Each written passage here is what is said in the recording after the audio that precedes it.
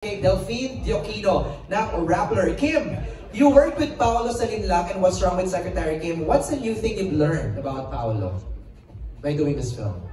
New thing I've learned. Actually, si Pao, pag makatrabaho mo siya, ang dami matututunan. Lahat kami, talaga, parang iba yung atake niya every project. Lin lang, sobrang serious, hindi siya makausap. Nung What's Wrong with Secretary Kim, naging funny siya. Ngayon, super funny na siya. Yung ang dami yan ng comedic timing, yung iba, parang syempre nakakaba din pag nakakatrabaho mo lagi yung tao. And hindi mo alam kung ano yung susunod mong may offer as screen partner, di ba? Parang there's always something new pag nakakatrabaho mo isang Paolo Avellino. Yeah! Kasi very dedicated siya, so may hiya ka kung hindi mo iibahin. Kasi nag-iba siya eh. Yung iba yung atake niya, iba, ano, paano, iisa ng atake ko. So, iniba ko na lang din yung serious tayo content. Kasi parang mas napupush ka to be a better actor kapag katrabaho mo siya. Hindi ka lang adjust down, adjust acting ka rin, ha? Yes, adjust acting tayo, lumibel tayo sa isang Paolo Avellino. Adjust lahat, no? Grabe. Adjust na nga eh. Parang any moment sasabi mo siya. Okay, for Paolo, you've done a lot of movies with different leading ladies. You did I'm Drunk, I Love You, Fangirl, Ngayon Kaya, and Elevator last year. What is different with working with Kim in this one? Actually, now that I think about it, parang never lumampas ng 2 beses kong katrabaho ko lagi yung mga leading ladies natin. Either it's in the sa series or sa movie. Sa pagkakaalala ko. Pero yung parang ngayon na natanong sa akin, parang siguro yung sagot ko dyan, parang hindi nakakasawang katrabaho si Kim.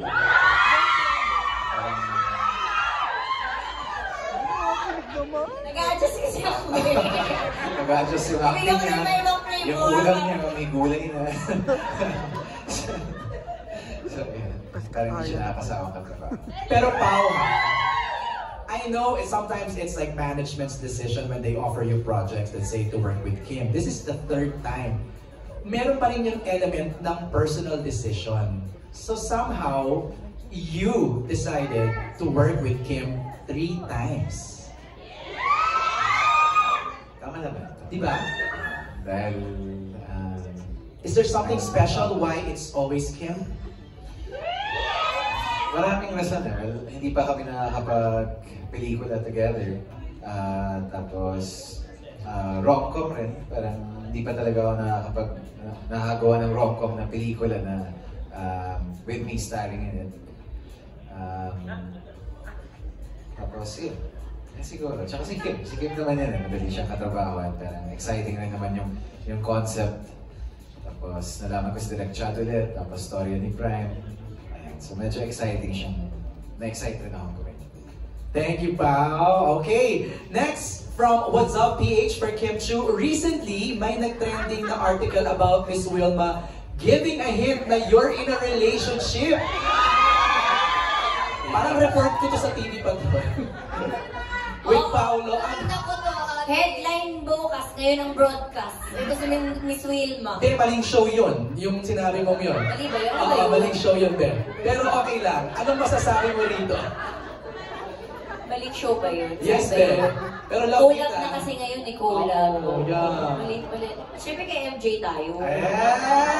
MJ for life. O ano mo na masasabi mo doon na binuking ni Wilma nag-hint? Buti pa siya alam niya. Ay, Wilma doesn't give me. Oh, ano kayo? Kayong gulo-gulo nyo. Explain mo, explain. Diba?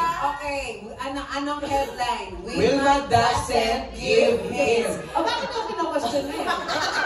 Wala rin. Sabi nga sa'yo, kung may madamot, ayaw magbigay ng hint.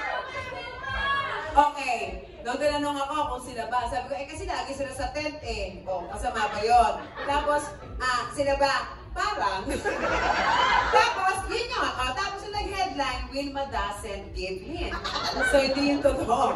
Wilma doesn't said. Doesn't nga, diba? Actually, si Miss Wilma, ano talaga siya, push na push. Gusto niya nga gumawa ng GC, di ba? Hindi ako si Lovely ang gusto gumawa ng GC. Ikwento mo yung GC mo. Kasi sabi po namin dun sa GC, gagawa sila ng GC, update kami ni Kim. So, pag nabuo na yung GC na yon, meron ng update si Kim sa akin. Ano sasabihin mo? Kami na! Ganon! Pero wala pa kasing GC. So, wala pang GC. So, wala pa po kami ma-update. Alright. Nag-alright na lang ako, no? Okay, next question. Pero magalit MJ, mali No, kasi binabasa ko kasi itong tagline. ang ganda na itong next question. Ang ganda, mula kay Chad, the Manila Feed. Since yung title parang talks about ghosting sa relationship, na-experience nyo na ba na biglang nag-disappear ang partner nyo at ano naging effect nito sa inyo? Kahit sino sa cast, meron ba naka-experience nun? Diyos me, dalawa nga yung anak ko, di ba? Nag-ghosting ako. Ay. Disappear. Oh. I have 2 children. I have Ashana and Svetlana. That's it. I move on with my life and my children's beautiful. So minsan, pag feeling mo gino-ghosting ka, nasasaktan ka, okay lang yun. Kasi you deserve someone better. So nag-ghosting ako ng twice, iniwan ako, nag-disappear talaga as in. And then I found my last love. O, di better. Buti na lang, ginosting nila ako. Hindi ko makikilala si Bebe Love ko. Kaya okay lang yung girl. Eto na nga na siya ng kapatid. Hindi na siya nag-ghost, nagpaalam naman sila. Sabi niya lang, imalis na kami. Buti nga sa'yo, nagpaalam sa akin, DN. Ay, diba? Oo. Nagpaalam naman siya. Pero ano sabi mo, Kim? Rejection is? Redirection. To? To... Anybody else from the cast naka-experience nun? Ghosting? Wala? Ang gagaling niyo. Ang magaling Ikaw. naman? Ang pa-perfect ng mga Ikaw, relationship? wala ka bang, naging host? Wala na. Oh, wala na, Chad. Dali, Christian! Nagpaalam din daw siya. Paalam. Mas maganda kasi nagpapaalam. Ano nag-ghosting to the set eh. Nawawala na lang bigla si Karina sa sa set. Bumabalik naman. Babalik na lang, babalik na lang. Okay, next set of questions from Goldwyn Reviews for Kim and Pao. If there's something na kaya nyong mag-disappear ngayon or bukas, ano yung something na yun at bakit? So it's something that you want to disappear, like tomorrow. Ano yung, is it a material thing? Or anything, no? Anything. Something na gusto ko mag-disappear. Bukas. Siyempre lahat ng sadness, lahat ng pain, gusto ko maalis na yun para happy na lang. Pero hindi ka naman magiging tao kung hindi ka nakakaramdam ng pain. So wala na lang. Pao? Sa akin lang in general, siguro yung mga pain na nararamdaman ng mga tao. Mga paghihirap nila. Sana, kung pwede lang mawala at pwedeng tanggalin. Pag ika nga sabi ni Kim, kailangan natin pagdaanan yun because Because it's part of being human. yes, tsaka bro. Correct. Wait, maganda yung question, can you scroll it down? Ay, yung kanina nalampasan. Maganda yung tanong na yun eh. Parang, what will make you disappear? Aside from love, what will make you disappear? What else can make you disappear? Okay, go Lovely. Gusto ko yung sagot mo. Sa utang, di ba? Pag may utang ka, parang ayoko na. Disappear na lang ako. Yun, so aside sa love, sa utang. Diba? Ano ba? What else? Karina, Wilma, what else can make you disappear? Siguro kapag napagod na, Ay. ganyan. Sometimes you wanna be alone para may me time ka naman muna. Mula kay Joem Madrazo ng Deval Digital Creators. For Kim, what were your go-to self-care habits during the filming to balance the stress? Wow! Ba naman din yung tanong? Kaya naman, stress ba siya? Hindi Advice. Ako nag-workout naman ako tuwing umaga talaga. You guys work out together, right? Hindi naman lagi. Hindi naman lagi. Nagkakataon lang. Ay! Pero tandem ng shoes, tandem ng... Saan tandem ng show? Pareho ng bag. Hindi naman. Diba? Hindi naman. Pero nag-workout ako para makakapag-distress. Tama. Saka, endorphins na rin yun. Correct. Parang saka sa brain di ba? Parang mas functioning. Ikaw, how do you, balance stress or fight stress? It's the same thing. Parang workout rin. Parang the first thing I do in the morning is workout. Tsaka lagi kong sinestress na lately ko lang natutunan. Okay palang balansehin yung work tsaka yung pahinga. Ayan. Kailangan hinahanapan talaga ng tamang balance para makaiwas sa stress. Agree. What advice would you give, Pao, to people going through heartbreak? Siguro yung advice ko sa mga may pinagdadaanan ngayon is it's not the end of the world. Parang minsan iniisip natin katapusan na ng lahat, pero habang pinagpapatuloy natin yung buhay natin, mas nagkakaroon tayo ng mas nakakahanap tayo ng mas mabubuting at mas magagandang mga bagay na dumarating sa buhay natin. So, it's not the end of the world. And there's always something to look forward to. Saka just go through it, no? Parang kung heartbreak, sige, salt and sadness, di ba? Tapos after nun, laban lang. Ika nga ni Wilma. Ito maganda, from John Bueno of kumagkao.com for Kim. Kim, you and Pao are very experienced now when it comes to love. What do you think is the reason why people should not give up on it and still have a relationship? Grabe naman yung sobrang experience na parang ilang naman jowa ako, dalawa lang sila. Uy, walang comparison. Pero, ano nga ba yung tanong? What do you think is the reason why people should not give up on love? That's right. Kasi, di ba, love naman ay isang bagay na nararamdaman natin na hindi siya nabibili, tsaka hindi siya nabibigay. Di ba, kahit sobrang trabaho mo, sobrang mabait kang tao, hindi naman siya kusang binibigay, ini-experience siya. Tsaka part siya ng pagkatao natin, na kapag nagmahal tayo, masaya tayo, kapag nagmahal tayo, malungkot tayo, ang daming nabibigay sa atin na emotions that makes us human. So, Lord,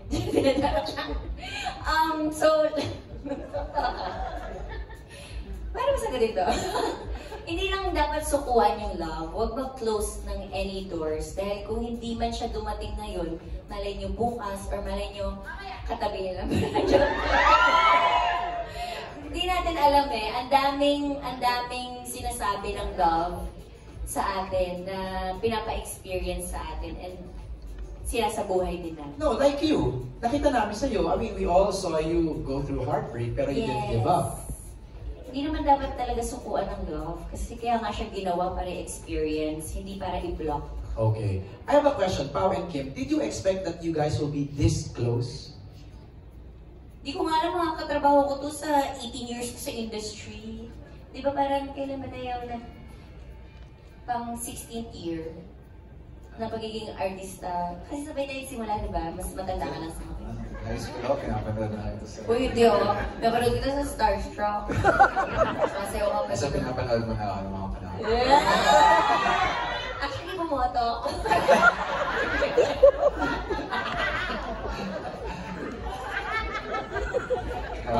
Nawala din ako. Mag-disappear na tayo. So, what was the question again? Did you expect that you guys will be this close? Pero would you confirm first that you guys are close now? I would say yes after Okay. projects. Okay. But I never did. I never expected me to... Actually, hindi ko nga alam na makakatrabaho pa si Kim. But you manifested it. I wanted to work with her.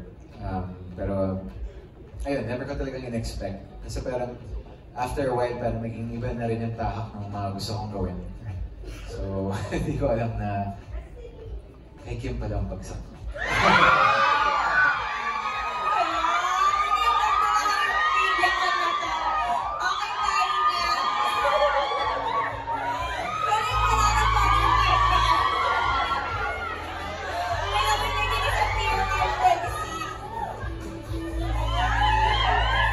You haven't answered it.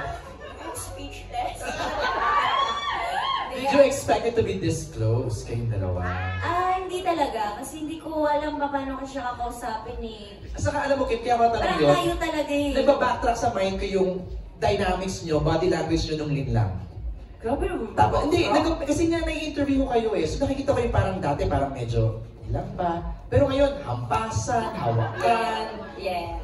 Yes. Diba? Nag-workout together. Grabe naman. Adjust baon. Adjust acting. So, Paano ko sasagutin yun? hindi ko alam pero. Hindi, pero kasi parang... Lusutan mo yan.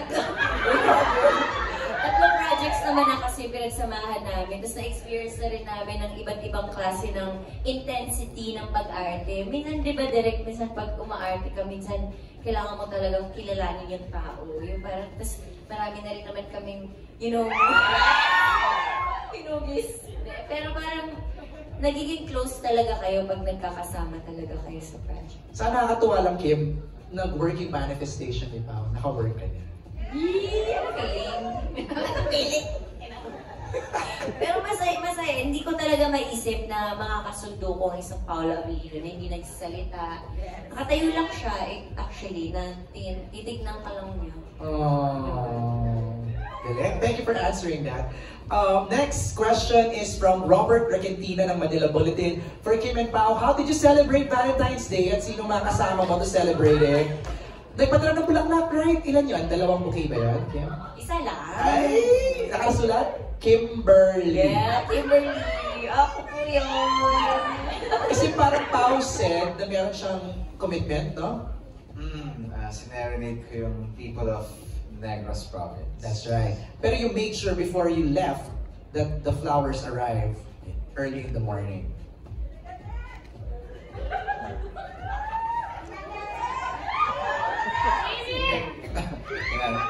May pinadala flowers.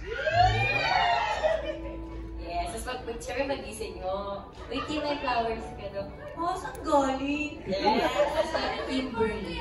Hi, Kimberly. Kay Direk Loren, Kimberly Sue. Kimberly Sue. Pagbukas, yes. Alam mo ba, hindi ka Nilagyan ng story yung kwento niya. ulit-ulit na pagkakataon. Ano nakasulat, if you don't mind? Happy Valentine's from Paolo. Yeah! Yan. Tinok ko yung sarili. Okay. Salamat, Kim, for sharing that. Inisparin ko yung sarili ko, di ba? Mukhang delikado na ako. Okay, balik lang tayo sa movie, no? Medyo nagiging ano na tayo, parang too personal, di ba? Parang, Balik tayo sa movie, kasi Eto na yung movie nga. talaga napakaganda. eto na nga, Direk Kim. Chad, magkwento ka pa. Eto Ano na, ka na, Direk? Ano? Kasabi ka namin. Kim, in the movie, Sari and Jolo will cross paths, but based on personal experience, what can you share to keep the spark alive? So, in real life? Okay. Siguro based on experience nyo, how do you keep the fire burning? Direk? Sagot ko rin, parang meron ka din, headline. Direk, paano ka mag-spark? Kasi, Direk, go. Ang galing talaga ni Direk. First movie actually ni Direk Chad. First movie namin ni Pao. First movie ni Direk Chad. A lot of firsts. A lot of first. Saka kami din lahat. Halos first time namin magkakatrabaho. Kaya, Lord, bigyan nyo na sa amin. Ano, maraming malungkot talaga. Diba, Direk? First time din ni Cookie. Palabas na. Ay, speaking of, sino nag-voice doon? Melay. Melay! Si Mika. Oh, ang cute. Kaya kakaboses niya, no? Okay. Carlos Aragon, Mega Kapamilya. Sa title na My Love Will Make You Disappear, may na-experience ka na bang na-disappear na isang tao sa pagmamahal? Dahil sa pagmamahal? Natanong na yan kanina, no? So, we move on to Trisha Matias of Metro. Pao, you're more into heavy drama and serious roles. How have you adjusted into rom-com? With the cheesy pickup lines, di ba? Kilig ekscenas. Tinuruan ka, Kim? Hindi naman, parang, of course, there's always, Sobrang galing yun. may baseline lagi. Baseline is always for me, the script and the character, and of course, parang hand in hand also with the vision of their director. So parang doon lagi nakabase. Pero slow burn ako eh. Kailangan kong kailangan break-in ko, kailangan inaanamnam ko talaga siya bago ako totally mag-adjust sa character. Siguro kaya rin napapansin ni Kim when I was in Nilang, medyo mabigat yung pinagdadaanan ng character and parang ang bigat talaga nung buong story. Sec Kim naman, parang of course, adaptation. Nakakatawa naman yung situations pero may mga trauma na naman. And dito naman parang ganun din. Parang I always base it on the character and the script. Pati yung vision ng director.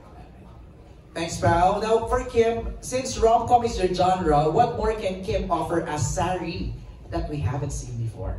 Grabe naman yung genre ko, rom-com. Pero ito na ito pinakamahirap na rom-com na nagawa ko. Direct, diba? Sinasabi nila, Carmi, ang galing mo daw, oh. Yes. Ano? Sobrang hirap, honestly. Pero sinasabi ko talaga minsan kay Direk, kinakabahan ako lagi pag tumutugtong ako ng set. Kasi minsan, rom-com ba ito? Sandali lang. Tapos magpapatawa, magpapaano. So, ang dami-daming emotions ng movie na to.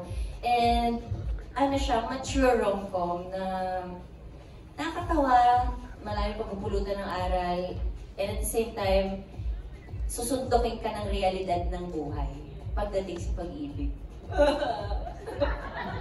Yung gano'n, yung parang ako pa nga lang nabibigatan na ako paano pa pag yung nanonood. So parang ang daming kong natutunan as Sari at i-apply ko as Kim Chiu pagdating sa pagmamahal na iba pala ang love, ang lalim ng love, ang daming hinihingi ng love.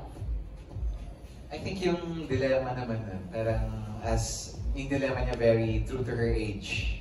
Pero lahat ng age group makaka-relate doon dahil yun talaga yung mga pinagdadaanan ng mga babae. Actually, nakakatawa siya kung mapapanood nila pero at the same time, alam mo yung may konting kurot kahit masaya yung nangyayari. Parang what I'm getting, Patrick and Isabella, sa sinasabi ni Kim sa kani Paolo is parang may undertone siya ng yung ganong struggles ni Kim, parang wrapped in kilig and ano-ano. Tama ba, Patrick? Isabella, tama? Yes. Parang pakikiligin nyo kami pero biglang may suntok pala sa dulo. Magiging real siya kasi totoo yung nararamdaman ni Sari dito at ni Jolo. Marami makaka-relate na tao. So kahit puro kilig siya sa dulo, ano talaga yung totoo? Bakit ganito yung mga characters natin? So yun. So yun yung mararanasan nila doon sa pelikula. Prime, in-expect mo ba na ganito aabot ka-extent yung yung usapang lasing nyo lang tapos ganito na siya? Kaya na, galing. Di ba? Parang after 2 bottles, ito na may pelikula na kaagad, may kwento na kaagad. From J of Certified Kapamilya, for Kim and can also be asked kay Paolo, ano ang number 1 na makakapagpa-disappear ng feelings mo sa isang tao? Number 1 na makakapag-disappear? Feelings mo for that person, for one person. Turn off? Turn off? Ano ba? Iba-iba naman eh. Ibang levels ng love, di ba? Siyempre pag niloko ka, mag-disappear ka na. Kasi tatanga-tanga ka na lang. Di ba? Pag niloko ka, iwan mo na. Kasi prioritize yourself. Well, self-love muna. Sabi nga nila, pag hindi mo gaano kamahal ang sarili mo, hahayaan mo lang ang sarili mo, paulit-ulit kang sinasaktan. Pao? Same lang. Same na lang. Wala, pares ulit tayo. Okay, this time si What's Up PH magtatanong sa atin. Hi, let's go. Hello po. Hi, yung question ko po is para kay Paolo. Was there a time ba na totoo na yung kilig during the shoot? Sabi naman, what's up? A lot of times. Not for anything because minsan kasi kailangan as an actor, kailangan totoo yung nararamdaman nyo, yung nilalabas yung emosyon para pag pinanood ng mga tao, maniwala sila sa gusto nyong sa gusto nyong ipakita sa kanila. So, ayan. Yeah. Yun lang po.